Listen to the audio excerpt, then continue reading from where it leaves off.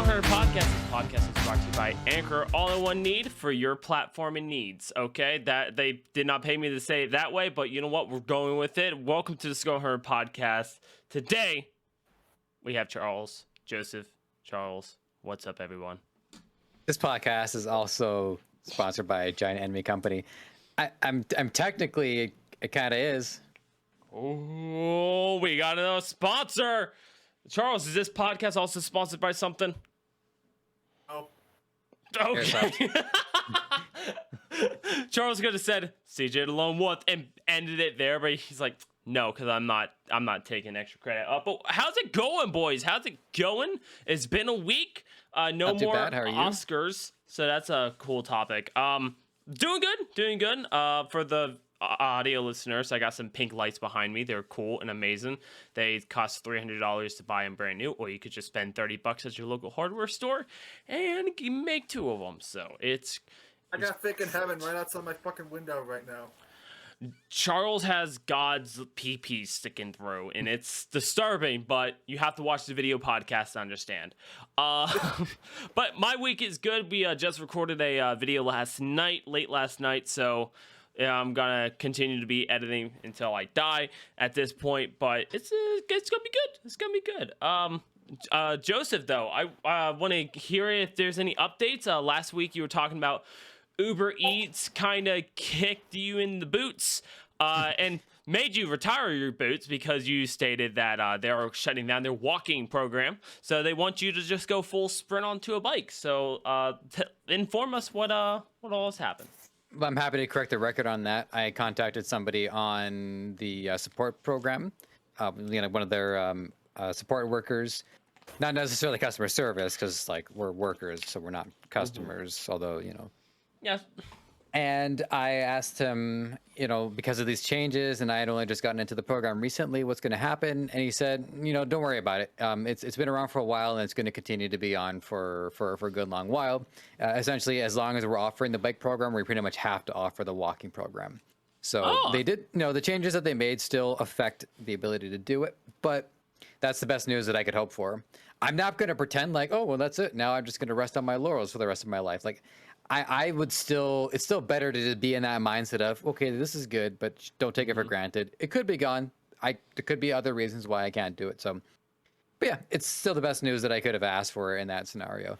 And then otherwise, I'm still doing the freelance hunting for work thing. Actually started a couple of probationary contracts, which is like, we'll try you out just to make sure this is good before we full on do it paid, paid trials. Okay. So honestly, it's been a hell of a few months as I've recounted in painstaking detail, but I definitely feel like the around, and this is, by the way, it is Easter, right? There's the whole feeling of rebirth and renewal. Jesus killed him. I didn't celebrate Easter. I was trying to remind myself that it did happen. I observe Easter. Yeah, no, I'm born and raised Catholic. So I thought about asking if we could do it, if I could mention, but freaking didn't think it would fit the podcast.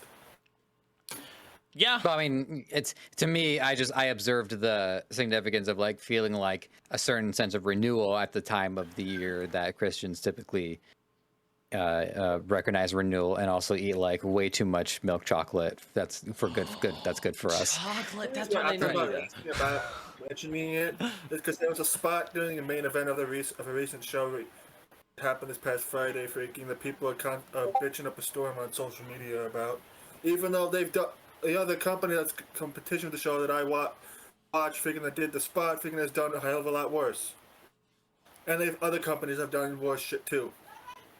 I mean, there's always going to be a double standard or triple standard or quadruple standard. The rules change from. Sorry, Joseph.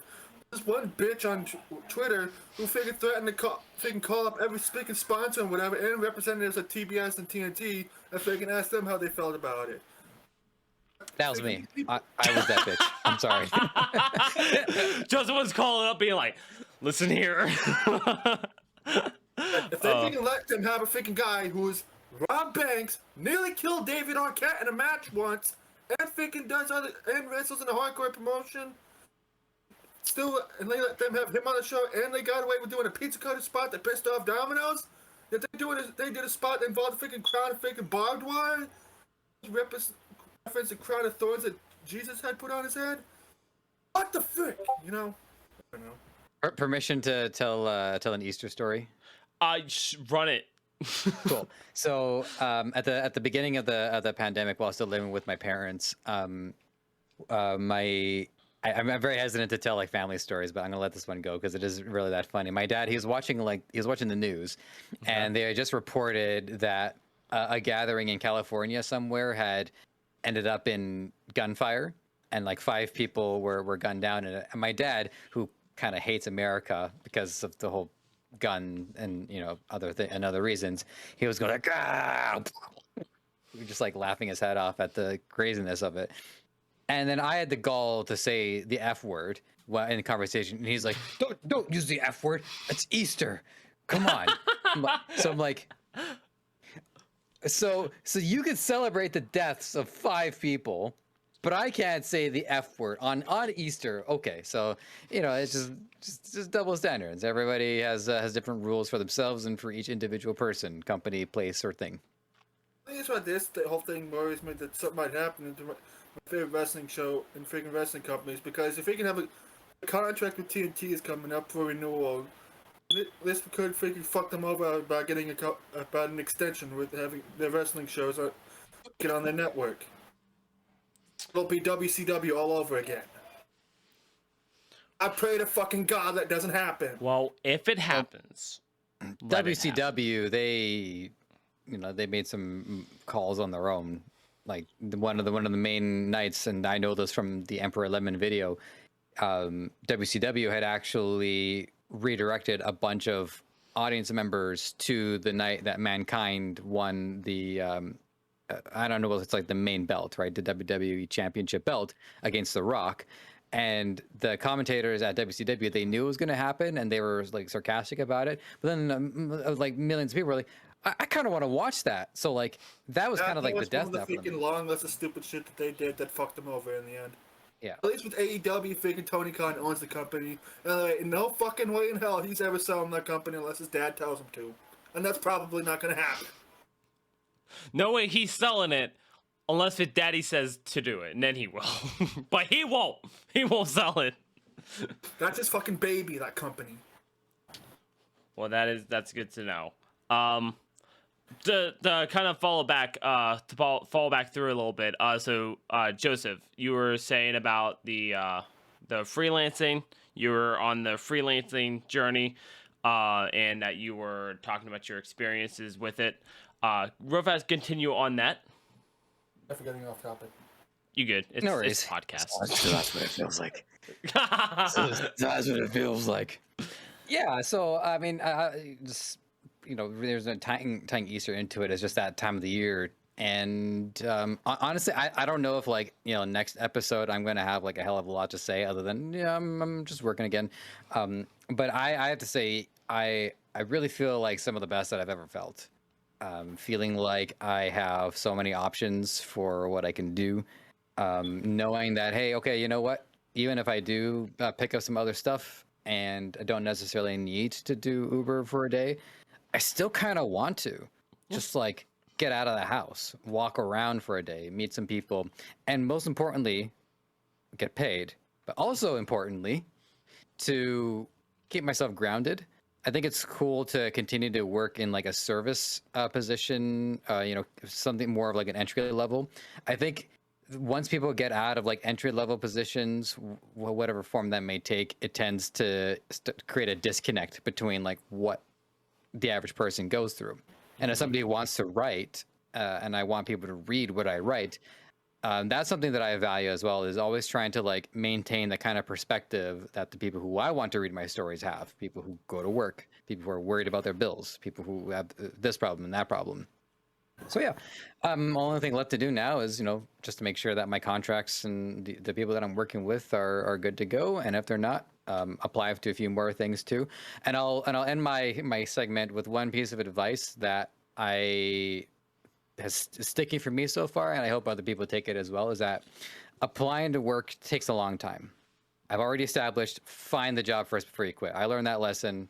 Glad I did it this way, but from now on, I am on team find your job first before you quit.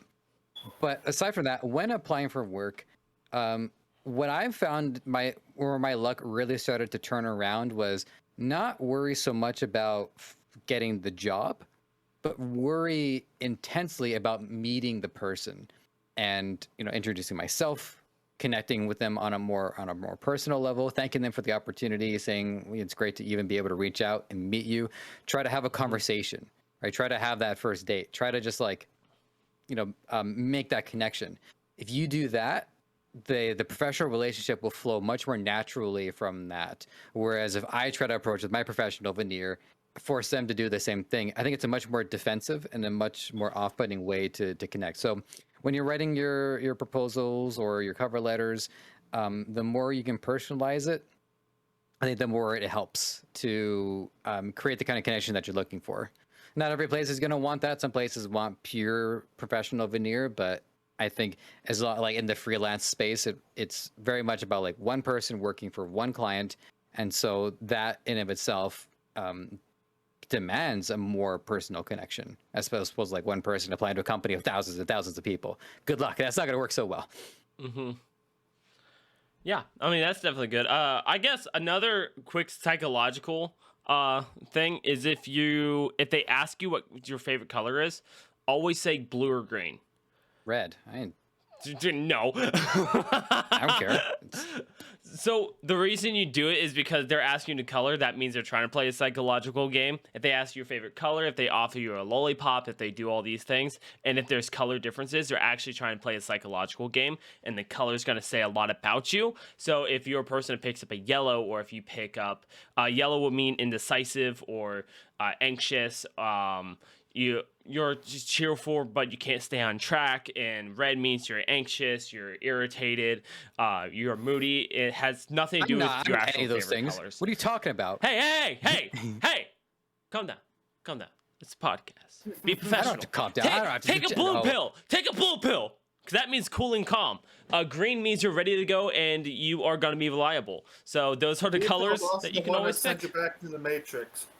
We're not talking about movies. We already know what happens every time we talk about movies. And to say this, I have not seen The Matrix, and I know how it's going to go. How the fuck did you not see The Matrix? Because... Which one are you talking about? Have you seen the original? Any of them. I've not seen any of The Matrix. Brittany has been trying to get me to watch them because that's one movie she's actually seen, and she's like, you haven't watched The Matrix? I'm like, no, I watched Harry Potter. I did that. I watched Twilight about 18 times. I did that. But it's like, The Matrix I haven't watched, but this is what I get. Cool slow motion shots, lots of gunfighting, and lots of blue and yellow pills. Or blue and red pills, my bad. Choreographed kung fu fights I've seen in movies. See, that's the reason I know it the most, because anytime I'm searching up like how to make a movie production or things like that, they reference it a lot because of how they're able to get the certain spin around shots they've gotten, and with the technology they had at that time wasn't nearly as fancy as what we got today. Now we just have a drone fly around, and they didn't have that then. So it's cool. The Matrix is all those things too, but the main thing is also the philosophy. It's a lot of discussion about like what is reality, and there's entire circles on the internet now who love to like discuss the idea that we are living in the Matrix, and that this is a simulation. Interesting stuff there, and that's the main thing too. It's not just like, no, this is a rocking good time. You'll get some good action out of it, but it's one of those movies where you come out a different person once you finish seeing it. I feel like that would just be an anxiety rampage for me. I couldn't do it. And the Matrix is the reason why we have bullet time in certain video games. Hey, that's it. That's the reason. I'm thankful for it. Like I said, I know it's a good movie. Without even seeing a movie and you can say it's a good movie, that's how you know it's a good movie. It's like when you have people say, I've never seen it, but I know it's great. Not because they've been told, it's because of all those things they found out about it. They're like, it's a great movie. You don't have to watch it to be great. Versus if I tell you Harry Potter, you're going to be like, what?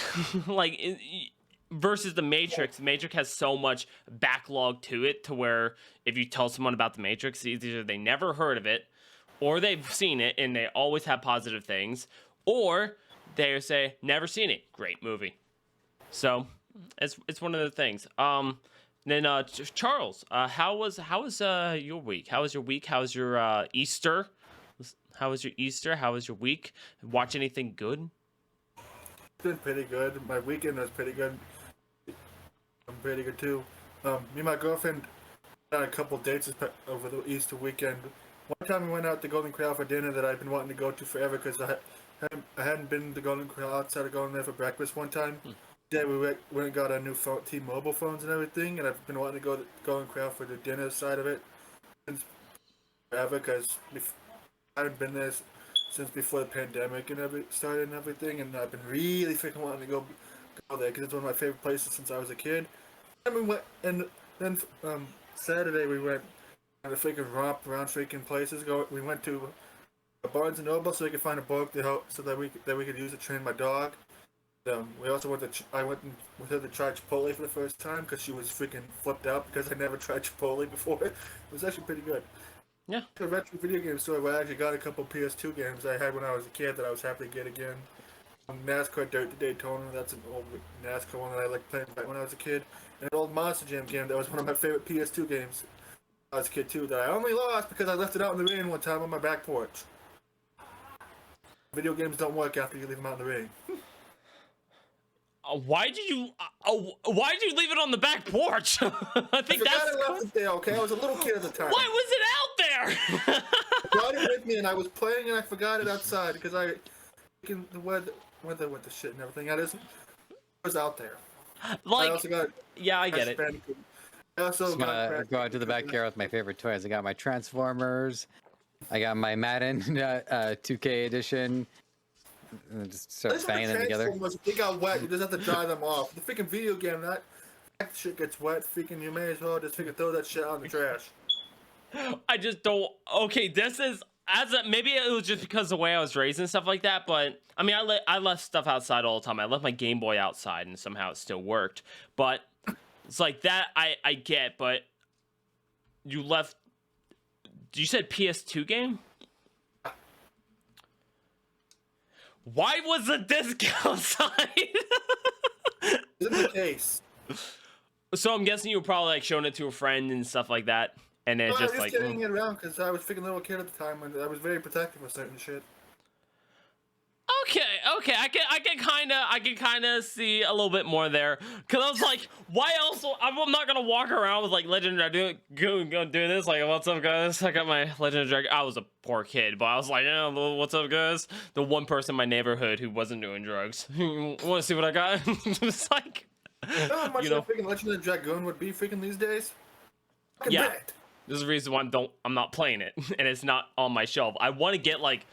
If I get the original like game with the case and everything, I want to get like one of those big like posters you can put on your wall and it like frames everything. I really want that so bad. I also want that with like it's a black label. I could. Apparently, for some reason, people always prefer to get in black label versions of certain video games like Final Fantasy VII over the green one. Yeah, I mean, I would. It depends. It really just depends. Like, if I can find the original copy I had, I would rather do that. Just because at least that has history behind it. It's not just the game.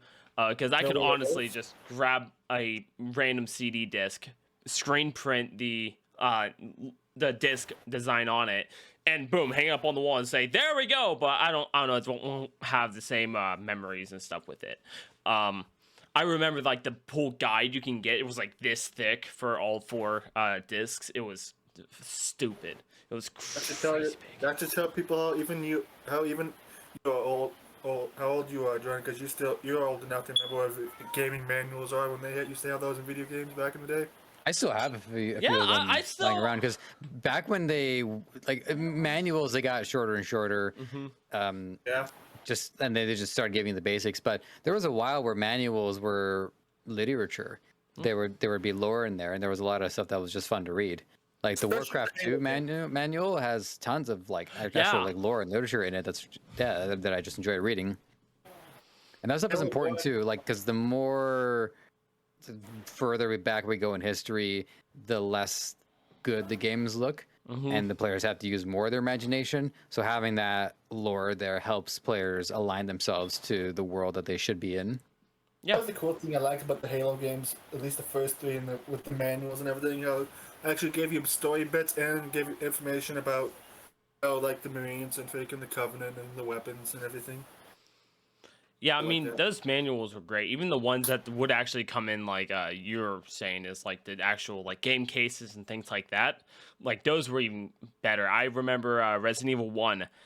It was in a thick case, and the reason it was in a thick case because like the booklet it gave you was as thick as my phone. Like it was crazy because they had like a page just for the actual characters, and they were square too. Like all PS1 games were squared cased, and so it would just be even thicker because they can't go longer. And man, great times. Go ahead. I haven't seen that instruction manual, but I'm just thinking that they probably have a description for that guy who gets killed in the opening Yep. cutscene. And there's something about putting his profile in there. It creates this sense that this character is going to be more involved in it. So imagine reading the manual first, being like, oh, no, okay, here's all the characters, and then getting into the game and like, oh, I got eaten up super quick, and it just Quick. messes with the person's expectations and creates a sense of, wow, people are actually going to get killed in this game. I thought Yep. everybody was going to get through alive.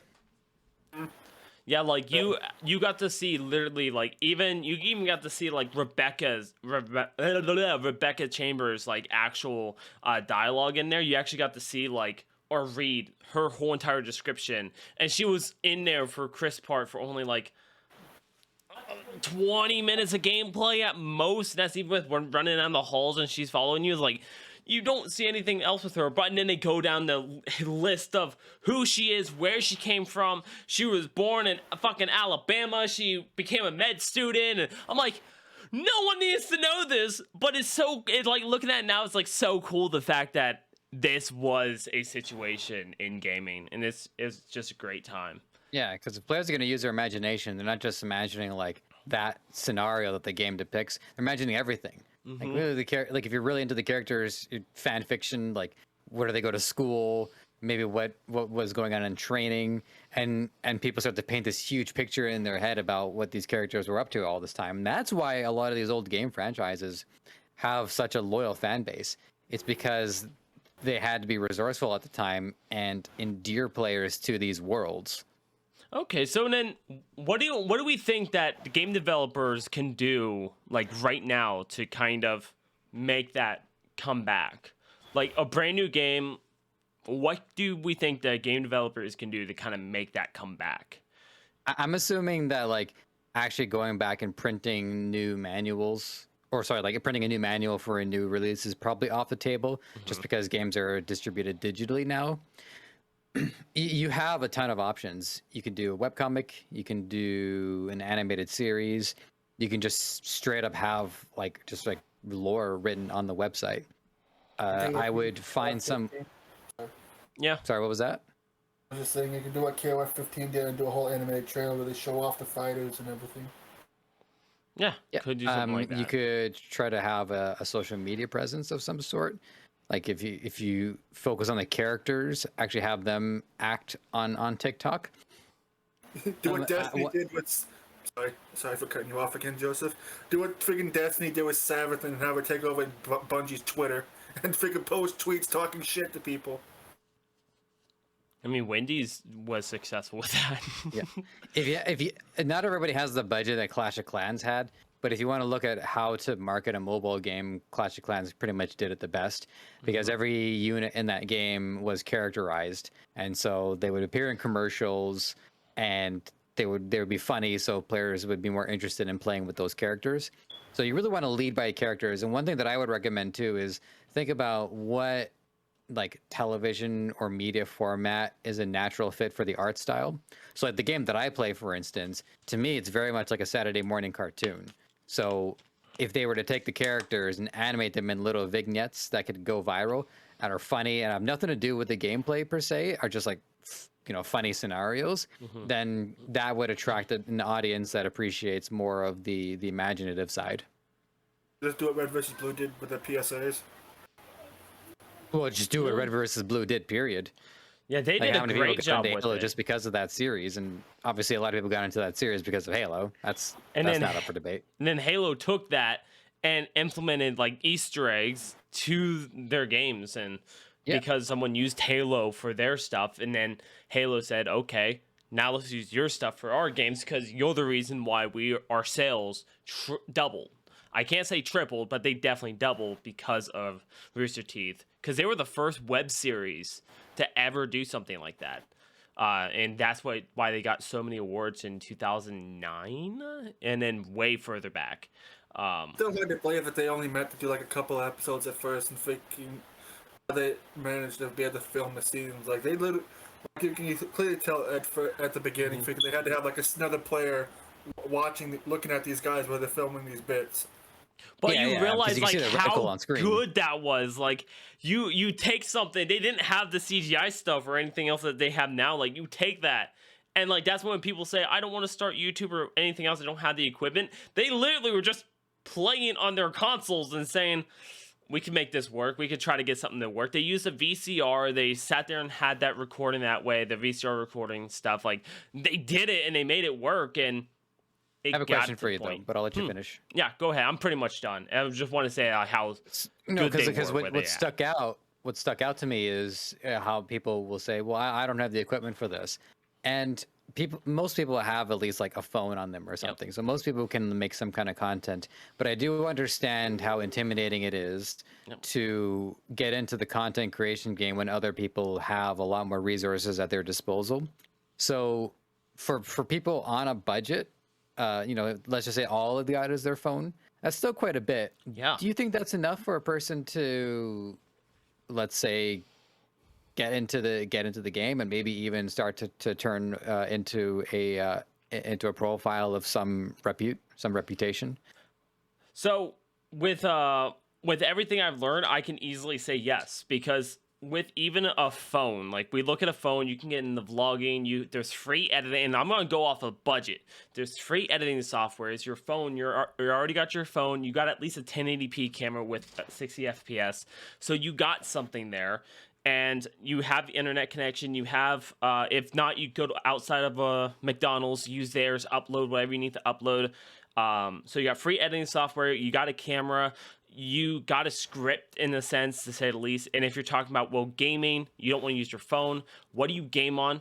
My first video that hit 1,000 views was a Emily Wants to Play video I did with Brittany talking about Smosh was shutting down whenever the company bailed out of them.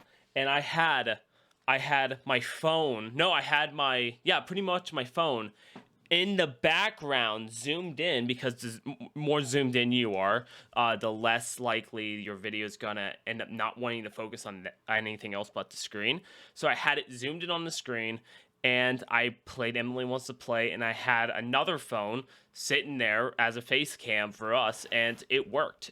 It did what it needed to do. I think the only thing that's stopping you is you. And that's a big reason why I always tell people, like, just do it. And I can't wait until I'm more successful, because when I am, I'm just going to continue to show people, like, this is what you can use. And I use Colin and Samir as a good example. Mr. Beast, he started from nothing. He's now here. But people are like, you can't make his content, though.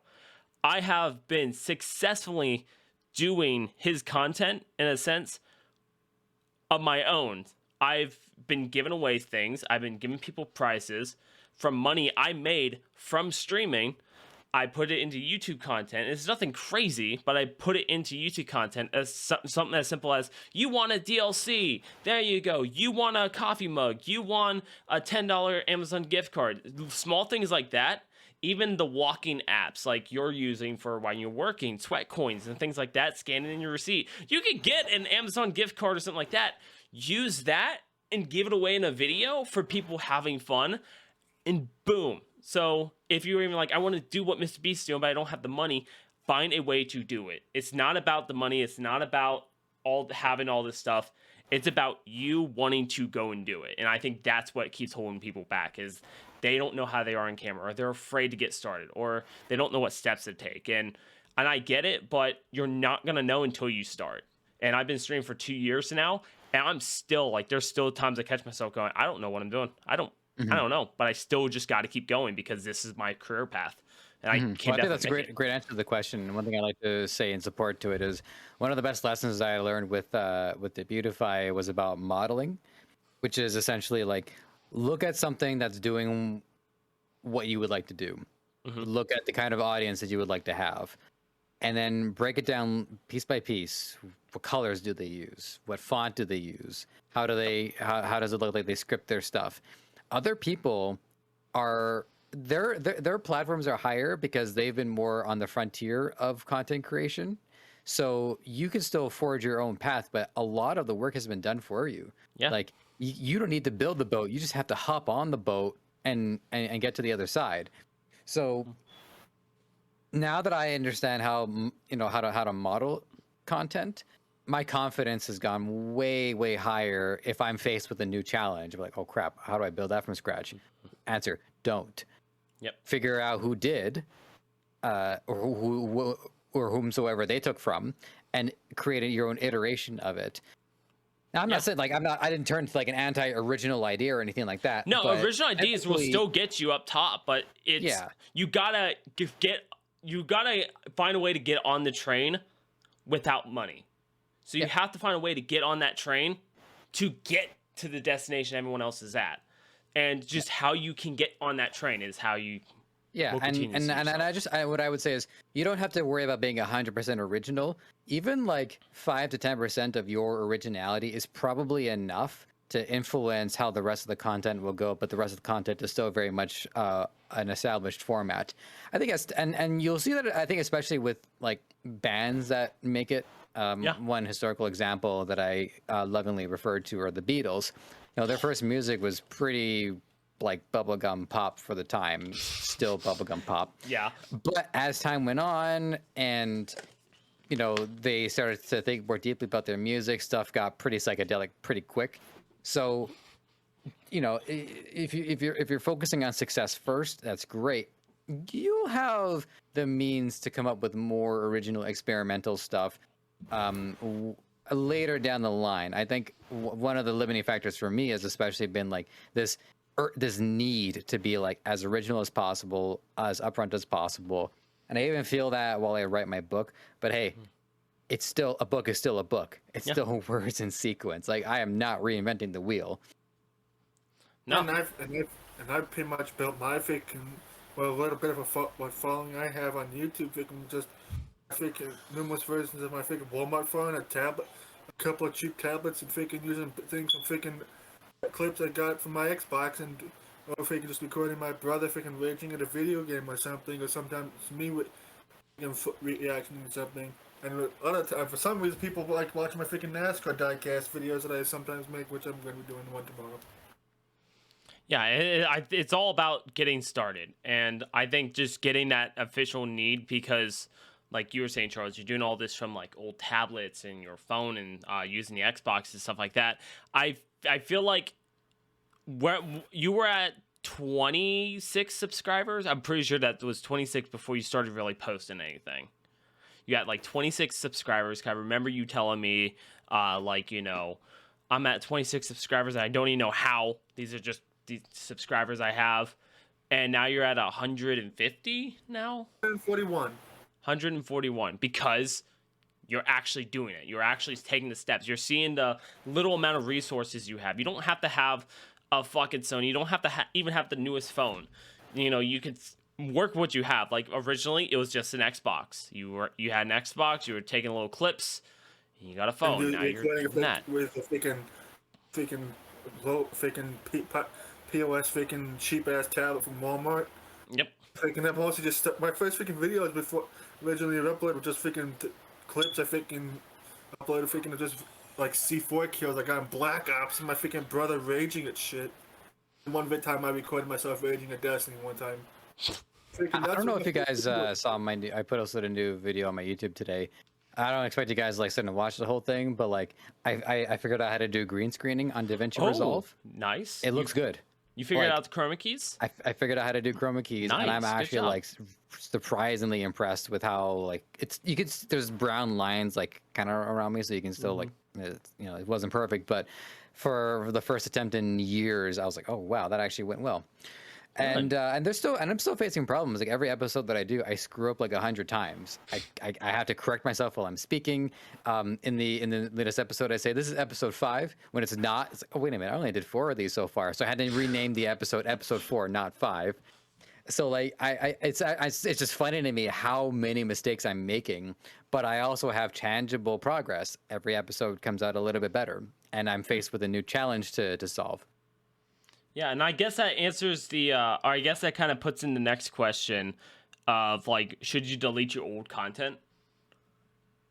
Who thinks you should delete your old content? Like, even if I you have. did something I've done that in the completely past. There was one podcast I did.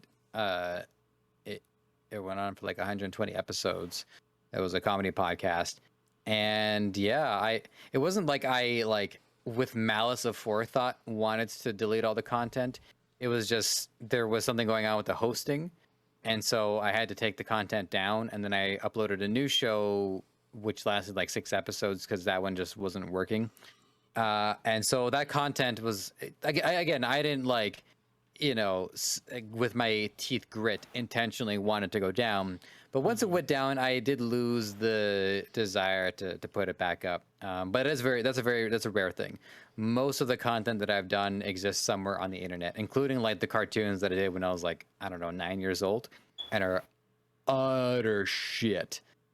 Like near irredeemably bad cartoons, but I'm so glad that they're still there. I can go back and watch them and be teleported back to who I was 20 years ago, 25 years ago. So I'm like deleting my old videos because I was afraid of the whole copy situation when that whole thing started. In retrospect, I regret doing that because there were some of those old videos I wish I could go back and watch now, including that video I did for Destiny Forsaken when they first showed that first trailer of Cade getting shot. Because that video was my most viewed video I've ever had, because that thing probably would have had over 3,000 views by now. Nice. yeah, and there's a podcast that I talked to you guys about here or there where like I said some stuff I wasn't too happy about. I'm in full control of the content, and that never changed. I've always been in full control of it. And I thought maybe I could delete this, but then I thought, you know what? Even if I delete it, somebody might have downloaded it, and they might dig it up one day, and they might use it against me. It's not anything too bad, but I was a little critical of a certain sensitive subject. And I decided instead of deleting it, I just took the show over, rebranded it, made an episode apologizing for what I was genuinely sorry for. And that, to me, was like the best way I could have handled the situation, because now, if anybody with malice aforethought intends to go back and find that content, all they're going to see is that I've taken it and I now have taken ownership of it, and that there is an apology that nobody forced me to make. So I think another that's way to handle it. Yeah, like, I think that's like a reframe big your past. issue is people will sit there and just like ignore that they ever done it and just kind of go, I don't know what you're talking about, and just own it. Own up to it. A lot of times you own up to the shit you say or things you don't want. Own up to it, because obviously it happened, and that's why I always have a perspective of, if you're on camera, imagine it's live. Don't imagine you have retakes, because let's be honest, you don't. Because even if you delete it from your system, you wipe your hard drive, what stops you from recording? What stops you from recording it? Nothing. It could still be out there. So anytime you're on a camera, or if you start getting really, in a sense, popular, imagine there's always a camera on you, and to live life like that. That's why you shouldn't fake on camera. You shouldn't fake to be yourself on camera. But that's also why people have the whole personality thing. Like Dream, you don't show his face, so you don't worry about people seeing you in public kicking a kitten. Like, you don't have to worry about that. Now, I don't delete my videos. I've deleted a few videos. I've unlisted a few, but I don't delete content, and the reason why, because I love to see the growing in the progression. Because literally just a year ago, going back and watching my content, I can't watch it. My brain just cannot process the fact I did it, and I let it go. But I was recording on a cheap GoPro on a crappy Elgato want to be. And that, to get up to where I'm at, I'm recording on a 4K capture card with a Sony camera that my stream paid for. And it's like, I'm doing all this stuff because of like where I'm at and how I started growing. Now I look at my new content to my old content, and you can just watch the progression go. And it's a great thing. I don't think you should ever delete your content except if it's in a different category. Like, I had a ghost hunting video I did with Brittany, my dad, and my brother, and it did great. It was about to hit 10,000 views. It was great, but I kept gaining subscribers for the ghost hunting side. I kept getting people subscribing for the ghost hunting, and then they watch my other content and going, what the hell is this? I lose a subscriber, and that's a mental mind fuck right there. So the only time I ever say delete is those videos, but honestly, unlist them. YouTube will not do anything with them. If you unlist them, they immediately pull it off, and you can keep your content. So Yeah, I like still don't believe in what you're deleting it. describing, I mean, you're cultivating the content. Yeah. It's all there. It's just you're pruning the tree. Like Mm-hmm. I've never been a fan of like having to make second channels. That has always burned my ass about YouTube. But I suppose having a second channel is a better option in this case than like, okay, well, it's deleted forever. No one's ever going to watch it again. Like that. Yeah. Okay, you could do that. I think as an act of protest, Giant Enemy Channel will probably never expand into a second one. And I think I'm right about this, because I know I've said this before, so I'll do the Cliff Notes version of it. Is that, you know, the reason why it's called a channel is to draw the same association that we do with TV channels. Yep. TV channels have shows, lots of shows. So for a lot of people on YouTube, they treat their channel like it's just one show, one content format, one schedule. And so when they create a new show, they actually end up creating a new channel. And that has always bothered me about YouTube. So as an act of protest, Giant Enemy Channel has like 12 different things. I have random animations that I've done, my Battle Legion content, my main show, which is We're Not Pros, where me and my friend Matt just talk about games. I did like an all-star video, you know, it's like for Smash Mouth All-Star. Mm-hmm. I took all the stems and I rearranged them in different Yeah. ones. That one's got like 4,000 views. You do think I got 4,000 subscribers out of that? Not a chance, Jack. But it's just like it's fun for me to demonstrate the kind of schizophrenic person that I am by having all those other random stuff on the channel. So I'm much happier, like as a protest, as a resistance to how YouTube does things. I'm just. My TikTok is like, it's actually just me making vines. Yeah. Because like my TikTok name is Seth Missed Out on Vine. So I'd rather make vines, which is a whole other format, which is like make your stuff as like quick 6 and fast and seconds snappy was as the max, humanly and you just possible. wanna boom, boom, boom. Yeah. So I appreciate that side of it too.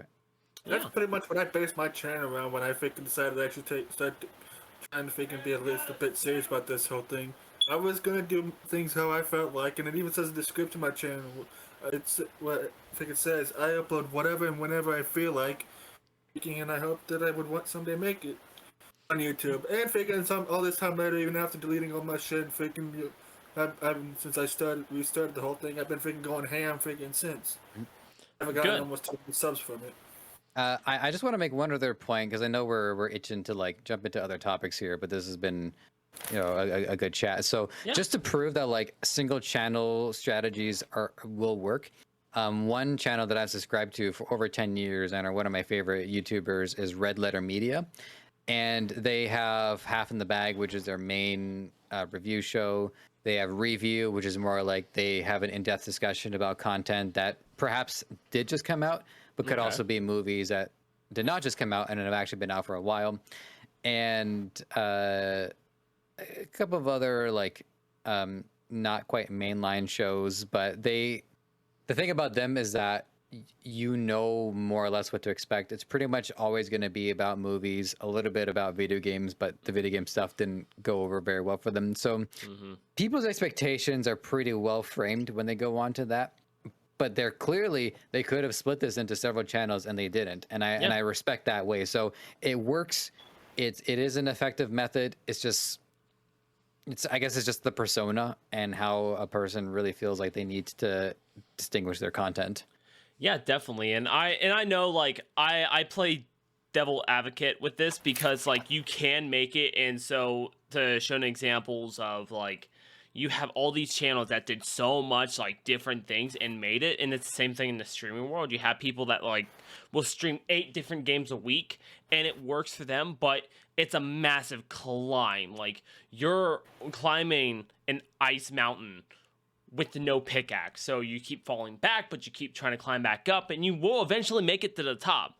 But if you take things like in the eyesight of what I'm doing with it is, I'm focused on gaming. I'm focused on a type of editing for the gaming, a type of path with the gaming.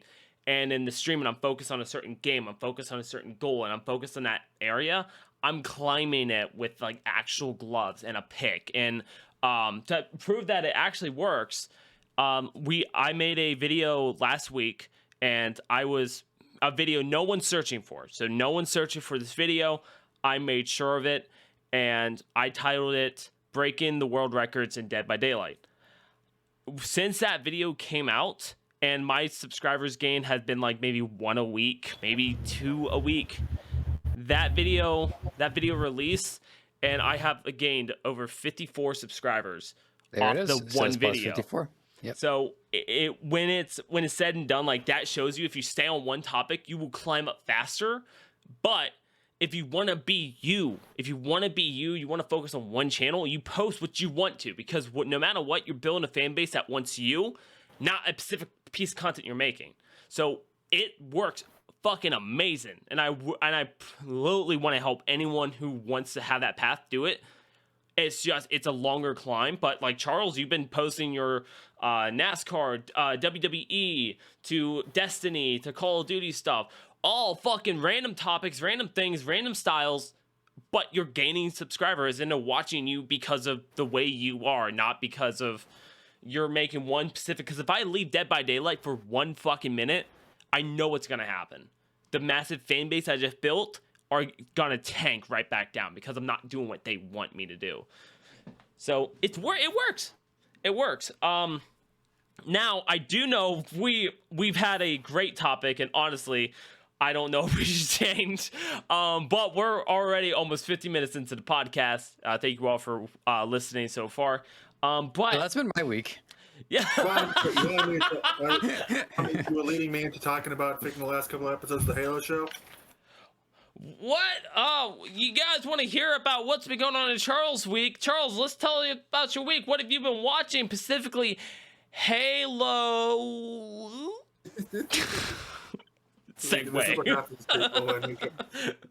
This is what happens when we get on a long freaking discussion about something that has nothing to do with what we were originally leading into, but freaking... That makes the best conversations, though. So go ahead, Charles. Tell us about Just the remember, Halo... It was a group effort. Massively. I'm just going to get out my ratings for the last couple of episodes the way they were better than the freaking second one by a long shot. Freaking... I give that one a 6, even though it was just more gabbing, but yet talking, but freaking... It was actually a lot more enjoyable to watch than the second episode was. Okay. 7, in the third episode, I gave a 7 because freaking there was stuff in that episode that freaking made me giddy. Because I was just a Halo fan and me freaking losing my marbles for a second. Right on. Freaking just hearing in the third episode basically is when we were finally introducing Cortana, and the way they introduced her is freaking royally fucked up when you think about it. And like what Assistant to Halsey freaking was creeping on and freaking tried to kiss her at one point, almost did till she walked in on him and almost caught him.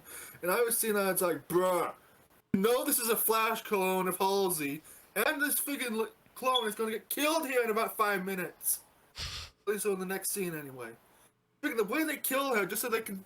What they did is basically they did this whole thing where they took the clone's brain and used that to turn her into the freaking Cortana AI.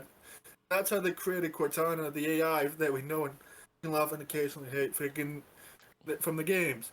But freaking how they did it was like they literally practically lobotomized her by freaking juggling her this thing that made it to where she wouldn't move or anything.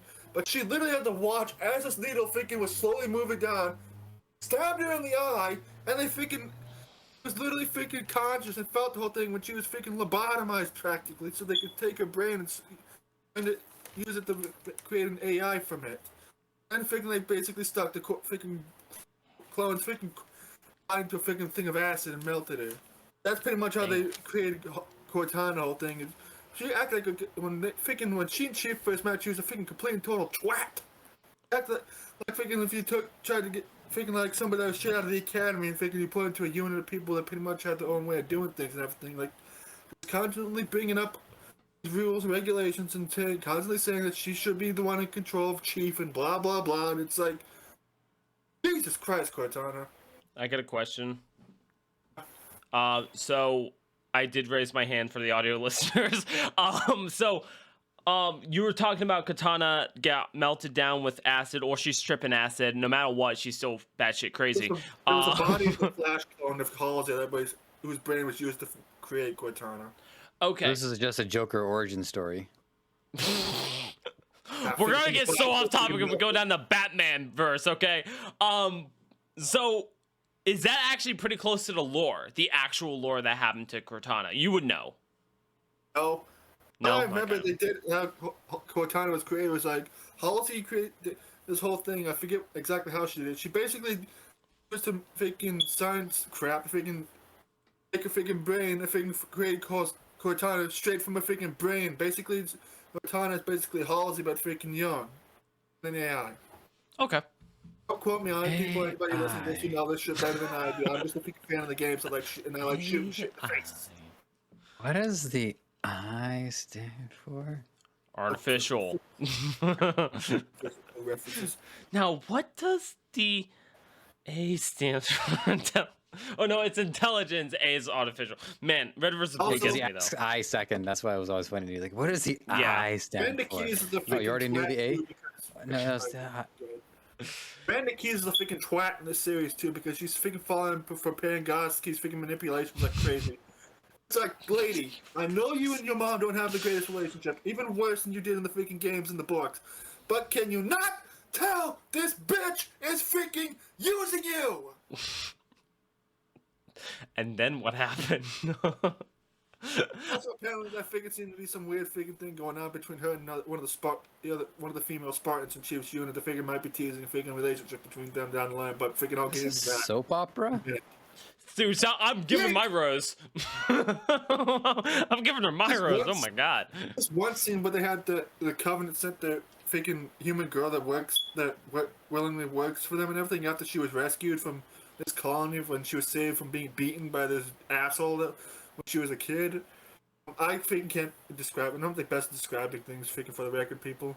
But literally, they had this full flashback scene at the start of the episode where this girl was, when she was a kid and she was a friend of hers. They were trying to get away from these jerks that were chasing them down, freaking everything. They beat her friend to death, which I freaking sucks. And I freaking took the whole episode started off with a dark turn, freaking having a kid get beaten to death. And then when she was about to get beaten, that's when the Covenant showed up because they were trying to find what they were looking for. In this case, it was freaking for a blessed one, as they call freaking humans, who can freaking help them find the relics, or like freaking like what Chief did when he found the freaking, I forget what they call it, this thing that will eventually lead them to the Halo ring. Okay. Thing. They rescued her and took her in as a kid, and then freaking one scene has her trying to lure the UNSC ship crew, freaking let her board this ship. And once she does get on there, the leader of the ship basically had to get on her freaking hands and knees so they could freaking search and everything.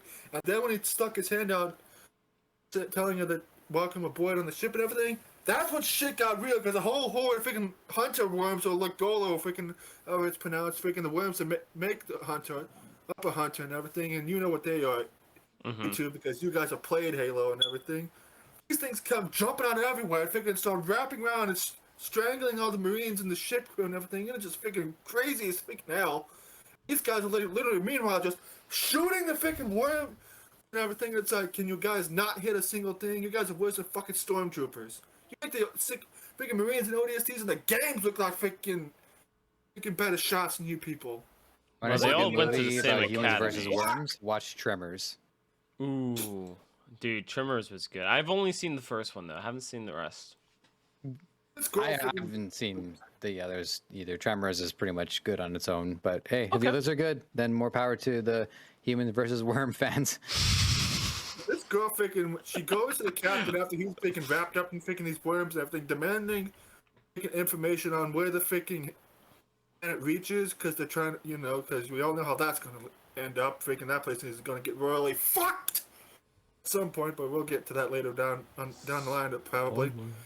And when he wouldn't give her what she wanted, and everything, she literally freaking formed in the freaking energy, freaking like knife or whatever out of her fingernail, freaking it stabbed his ass, freaking he. Like, it's a good thing we don't have that in the fucking game, because that'd be fucking some Wolverine shit right there.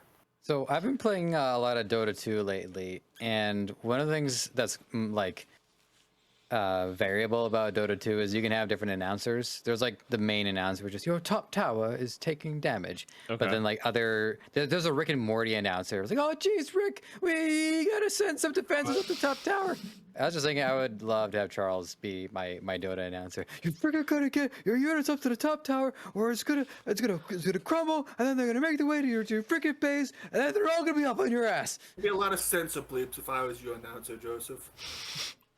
Like it would just be a constant beep. I think I personally think it's hilarious when people are getting like beep, beep. Like to me, I just find that so funny. It is. I used to be big on the censor beeps, and then YouTube said, yeah, no. They don't actually tell you, like, don't do censor beeps. They tell you don't swear because it's not child-friendly. But their algorithm also catches censor beeps, so I just mute the audio and put, like, a duck sound. Better that way. Oh, that's why Hungrybox uses "paff" whenever he swears. Interesting. Another thing, this also goes with. He plays Jigglypuff, so it's appropriate. I'm really starting to hate every fucking scene that Quan, this little girl, keeps showing up in. She's so fucking dense. It's like, girl, your shit got fucked up by the Covenant. Move the fuck on before you get sore and fucking killed. Hold yourself. Yo, shit be fucked up. And I'm going to go in freaking episode 4 at this point. She convinces Sora, because he's a fucking pirate, to go bring him back to her planet to freaking try and find her father's generals and everything. All those motherfuckers are dead, and then she gets more people killed because she can't get it through her head that freaking whole revolution and everything was built off a lie, and people are just trying to freaking survive and not get killed by the Covenant. That's freaking two of my relatives fucking killed, for Christ's sake. That was by this freaking female assassin who somehow survived getting a freaking revolver shot to the fucking shoulder somehow. Your descriptions on like your story synopsises on a week-to-week basis have devolved into chaos with each one. Like now, like you're invested in the events. Now you're just like, it's just honestly, it's art in motion. Listening to your ranting about it. I love how the first episode released, I was like, this is badass, man. It was like, like it reminds me of like one of those guys who are like over traumatic with like telling you what's happening. It's like, man, it was like good, it was like, and it was like, oh man, there's an F-150 over there go, and then this shit be crazy, man. And then episode 2 comes around, it's like, but you know, the house burnt down and it's just not as good. Episode 3 comes up, but the fucking story, man, it's just all kicked off, man. There was a stormtrooper fought through the air like, and he was like, man, we gotta stop, man, we gotta stop, we gotta bring the kids back, we gotta bring the kids back, take their damn hand, we gotta go. Episode 4, it got even crazier. We had to sit there and load them in Humvees. We had to go put this in fourth gear. We had to brr, and then you had the fucking cars in the background going brr, brr. Charles like, thank you, Dave. And then you had to sit there. You had to go over to the radio station and be like, man, you need to get the fuck out of here. And then like, oh shit, man, Wolverine's coming in. I got bigger claws. Okay. This is the hardest I've laughed on. Thank you. I'll applaud that. Thank you. Can that be a short freaking at some point? Depends on how long that went for. I'm lightheaded. I think I took a breath maybe once. Sorry, audio listeners. But go ahead, Charles. And there's also this other weird thing from like both episodes. Like for some reason, there's these weird, freaking really awkward scenes where freaking like Chief was naked, or one of the female Spartans was naked. It sounds like you're ad-libbing. How is this all one TV show? Why am I not watching this? They freaking have a scene where somebody's naked. It's like, what the fuck am I watching? Am I watching Game of Thrones or some shit? I wish. Freaking Chief was naked at one point because he was removing the hormonal pellet that freaking made it freaking impossible for him to be able to see things or freaking feel anything. And then in the next episode, the female Spartan that freaking is pretty much has death flags freaking all circling her ass like freaking Pyramid and Ruby freaking sees this, and then she freaking, since she's catching on to Halsey and Cortana's bullshit, Cortana's pretty much been used as Halsey's spy. If freaking anything is going on with freaking Chief that freaking she doesn't like, freaking she has Cortana put a stop to it like she did at one point when Chief was messing around with the relic and everything, and she put him in stasis, as they called it. How are so many things happening in this show? Dude, Like, can't they just shoot aliens? Crazy. I thought that's what it's supposed to be. It's like that from like part of one episode, the first episode, and it's just like freaking Game of Thrones meets Halo. Freaking, it's just like freaking these weird freaking scenes where these people are freaking naked. It's like, I thought this was supposed to be fucking Halo, not Game of fucking Thrones. Okay, so Nikki Master Chief. I got And nothing on that. Like the next episode, like I was saying, one female Spartan that's the sniper of the squad, she removed her pellet after watching Chief do it, and while she was working on and she was cleaning her sniper and everything, she took this like weird red stuff, figuring out I guess that she used to clean her sniper. She ran it through her freaking hair, and now her hair is partly dyed red, and honestly she looks better with that color in her hair now. Freaking, like I said, in the fourth episode of points, she's talking with Miranda about stuff, and it's like, are you guys going to freaking start making out at some point? Because it's going to be really fucking weird. Because in fact, Miranda's freaking talking all kinds of shit about you, and you freaking keep giving her that look like you freaking don't like, and it's like, are you going to fucking kill her at some point or what? You guys going to start making out? Freaking, I don't know. Freaking shit's getting weird. It's getting weird at points in episode 4. But it sounds like you're into it. I don't freaking judge. Freaking, they want to have a freaking lesbian relationship in Halo. Freaking, I'm all for it. Man, but still, I'm all for watching. Chief has been in the episode 3 and 4 has been having these visions of his home and everything when he was a kid and the drawings that he did. I get Halsey's he's trying to fit because he's in these drawings he used to freaking find where Relic was, his parents. He had seen when he was a kid on his home planet. He managed to convince Halsey to let him go back to his home planet. He eventually is able to trace together where he found the relic that his drawings are based off of. And Halsey's freaking at the end of episode 4 is smiling like really wide because it's like, holy freaking shit, freaking we actually found this thing. All the while freaking also at the same time the female Spartan freaking helped decipher the what freaking communication between the human that's working for the Covenant and the elite freaking been saying to each other because the UNSC was able to catch it freaking as last communication from the ship that the human had taken over with the help of the hunter worms. Freaking this is when the UNSC is actually informed in a way freaking about how the physics of the Halo ring. And they actually mentioned that it's called Halo because they were able to decipher freaking the Covenant language and everything, and that's one of the words that freaking the female Spartan knows because apparently she knows some freaking the Spartans know how to speak freaking Sangheili or Elite. For those who don't know what the freaking Elite's actually called. The one thing she's able to read is the name of the show. Ironic. Like I was saying, there was freaking more scenes involving Quan and the freaking sad thing is episode 4 freaking is first episode we actually had freaking action going on, and it had to do with fucking Quan with freaking sword shooting people with his fucking revolver, and it's like, when are we gonna get back to fucking fighting the Covenant? Jesus Christ. Freaking, like I said, freaking the creepy leader of the group that freaking had a scene freaking where he was walking naked through his pool talking to his freaking lost track freaking. He sends her off after Quan. She ends up killing freaking another one of the relatives, and his goons kill the other relative of Quan. It's like freaking her aunts going to have to take off freaking trying to find the spaceport to get off the planet because his ship got freaking jacked after they landed on the planet and everything.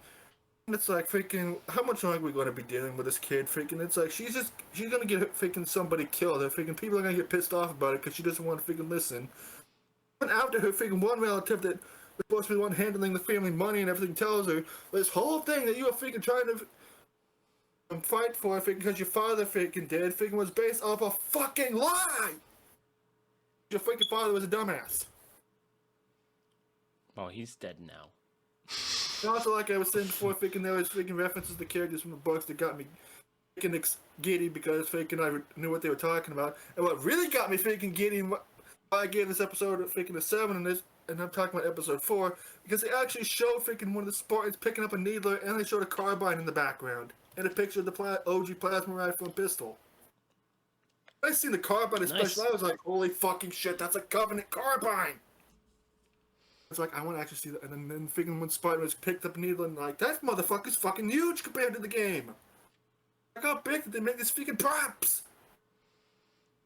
Hey, their prop department's gonna get a pay raise though. And the freaking battle rifle will freaking look more freaking on point, and the assault rifle. They call it Nerf for consulting. Needler. See how big Needler Yeah. prop that this freaking Spider picked up is? It's like, Jesus Christ, this thing's like freaking huge compared to what it looks like in the game. I was like, please let us shoot it. I want to see us shoot that thing.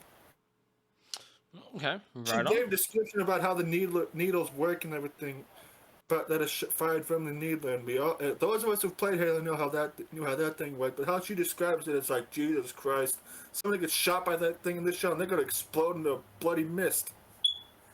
Yeah, I mean that's what happens if you have the birthday skull on. You pop it in And confetti. Freaking, like I said before the podcast, I think started and everything. They did the whole recreation of the coin flip scene when Halsey met John as a kid before he was taking for the sparring program. And I was like, I freaking was smiling when I see this. I was like, just like in the fucking books with the coin and everything. Even had Cortana quote a line that she says in the books when she first created everything and she and Halsey first met.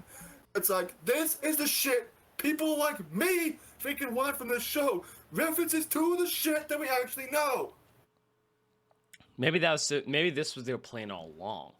The first episode pulls you in. Second episode gets the boring stuff out of the way. Now they're like, let's get it going. Other thing is starting to build up to freaking hopefully with some shit that's actually that happened and everything, and freaking they better not fuck up that shot when they finally do show the Halo. And if they do have freaking Reach get destroyed in this first season, which they probably will, because at some point that girl's probably going to find on the data that the Covenant needs to track location down of Reach, which will be probably how this season ends and everything. They don't really fuck it up when they show freaking Reach getting destroyed. Because I don't know if you played Reach yet, Joseph, but you probably Reach, have. no. Me No, and Jordan I played haven't. Reach, and I've read the books and everything. Everybody who's a freaking Halo fan, for the most part, knows Reach gets freaking wiped the fuck out. At least a few Yeah, that days. part I know. Yeah. I think everyone knows that. If you play Halo and you know of Reach, you know the planet doesn't make it. Or Halo 4, or if what is it, Halo 5 they actually bring it up? One of the Halo games it gets brought up. 1, 2, 3, I think they mentioned Reach. No, ODST Buck freaking flips out about it because he was on Reach and you actually see him in Halo Reach when you rescue his ass and like one of the missions towards the end of the game. Yep. Basically, freaking you pretty much know from freaking even the stuff from Halo 1 when Cortana mentions like they had the Pill of Autumn had jumped from Reach and there was a blind jump from Reach that what they had to use to get away from the Covenant when if they showed freaking Reach getting glass at the beginning of Halo 2. It's like freaking we all know freaking Reach's fate is probably going to be in this show.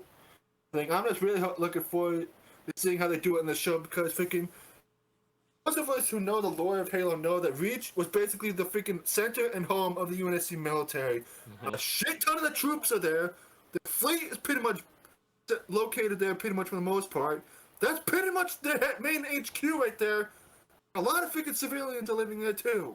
And that's where the Spartans train everything. Pretty much a large portion, if not pretty much almost the entire UNSC is based on Reach. Once that place is gone, freaking pretty much coming on Earth's doorstep. Yeah. I mean, Reach is a big part of Halo, and I feel like that's why they made the game, but it will definitely be exciting to see what they do for Reach in the game. But because we are running low on time, I wanted to ask you guys a quick question. And this question is, if there was a game that you want to speedrun through, what would it be? I asked you guys before the podcast. Now, what you guys think of, if there's a game you want to speedrun, what would it be? I will explain why I wanted to bring this up real quick, and then we'll go ahead and end our podcast. So, the speedrunning community has been a big deal since playing video games, and everyone wants to try to be the fastest. Everyone wants to try to be the biggest. There's been some arguments in the community of how it's been going recently. So, such as the new world record for the time that's been beaten Elder Rings is now down to, I'm pretty sure time recording this is 6 minutes. 6 minutes is the fastest someone's been able to beat it, and it's glitching through the map, teleporting through the game, using the game. They're not putting in cheats and stuff, but they're using the game's breaking to their advantage. And some players are saying that this is not right, especially hearing that they're not going to fix those little breaks that the game's having. So they don't feel like that's right of how you're going to go about playing it. But we've seen this happen in other games. Such as one of the Zelda games that were out on the Nintendo Switch. When it got released, people were trying to speed run through it, and there was parts where you would literally fall through the map and do something. The game glitches. You at the end, you can beat it in like 12 minutes, I think, is what someone beat it at.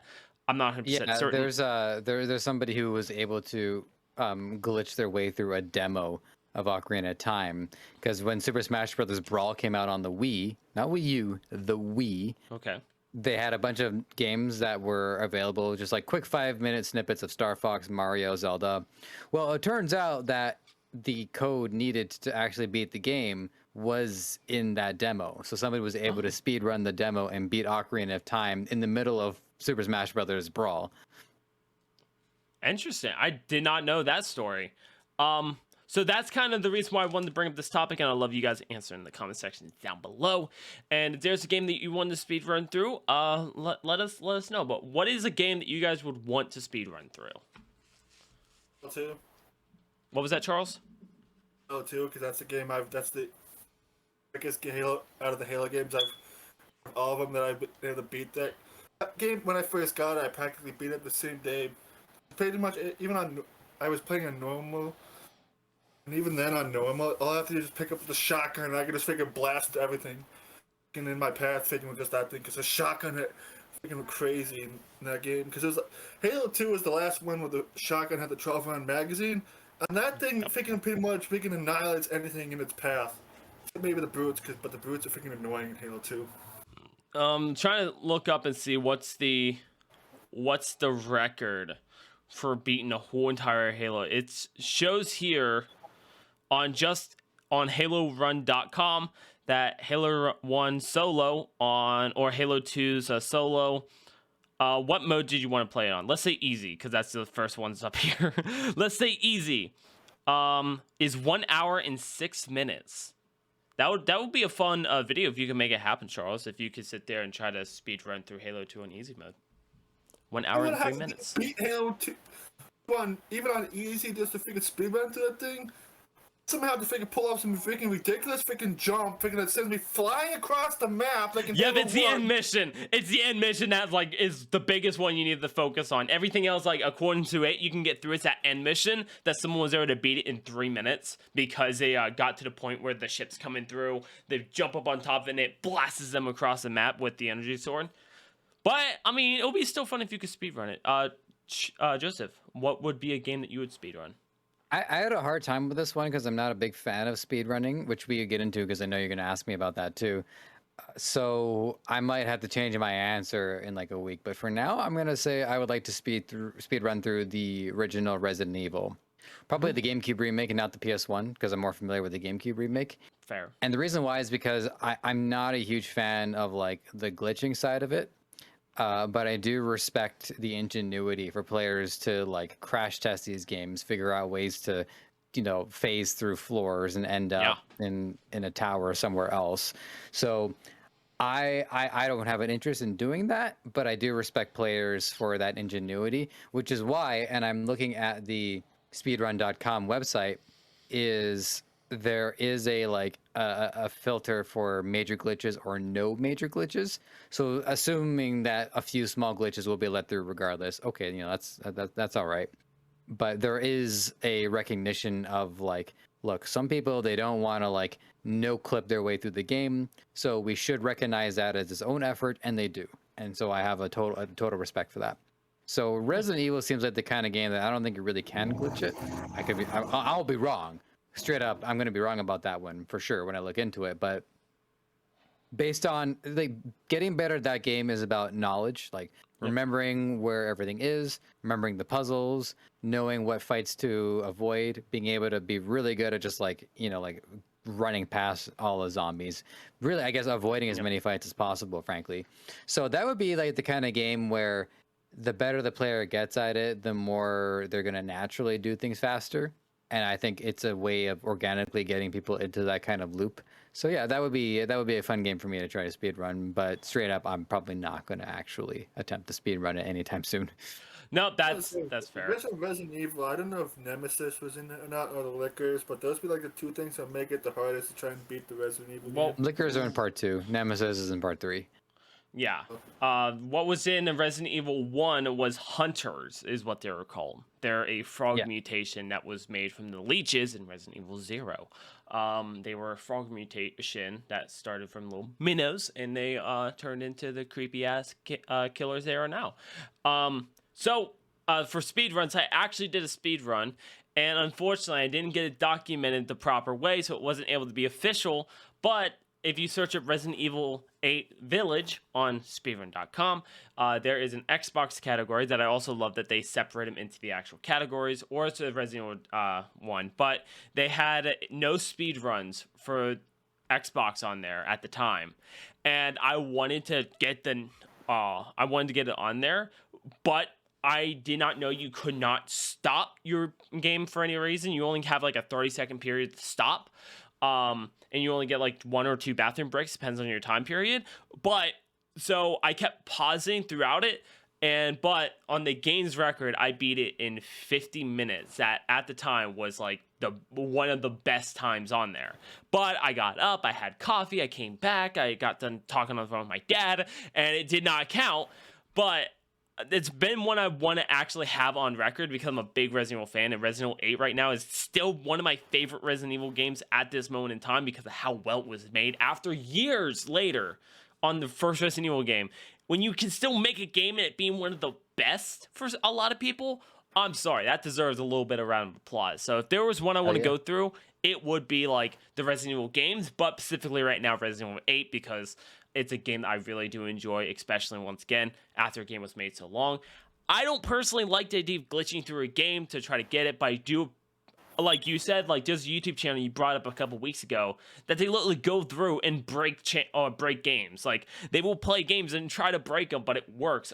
Colin and Samir even brought a channel like that up similarly, and they go through these games trying to break the game, and it works. Like, you get the idea of it. There's other YouTube creators that kind of use them as an example because they were going off thumbnails. Like, when you see the thumbnail, you know, like, what they're doing. But these guys literally try to go through and break the game. So, for someone finding a way to break the game, but in a way that it works consistently over and over again, does take some skills. It does take time. It does take all this. And they obviously played it to know what they have to do, how they have to do it, how many times they have to do it. The current guy who holds the record is the only one that's been able to continuously beat his own record on Elder Rings. So, I mean, props to him. But because we are getting to a wrapping point, anything else you guys want to discuss for the speedrunning side? I just think it's just crazy how freaking people being managed to pull off some of the stuff they do in speedruns. Mm-hmm. I'm not sure how I feel about designers who make their games intending for it to be sped run. Like there's certain indie games that are like made from the ground up to be sped run, and I'm not really sure that's what the speed running was supposed to be about. Speed running is supposed to be about like take any game, try to beat it as fast as you can. Yeah. Okay. So then when you make a game that says, okay, this game is made to be beat as fast as possible, it's like, is it though? Because as long as the game is still like a blast, even if a person never intends to speedrun it, then okay, that's cool. But I would hesitate at like designing a game specifically for this particular hobby when so much of it is built from just like, you know, playing whatever game you're really passionate about and just wanting to beat it as fast as you can. Yeah. I just thought of an old-timer for the next podcast, by the way.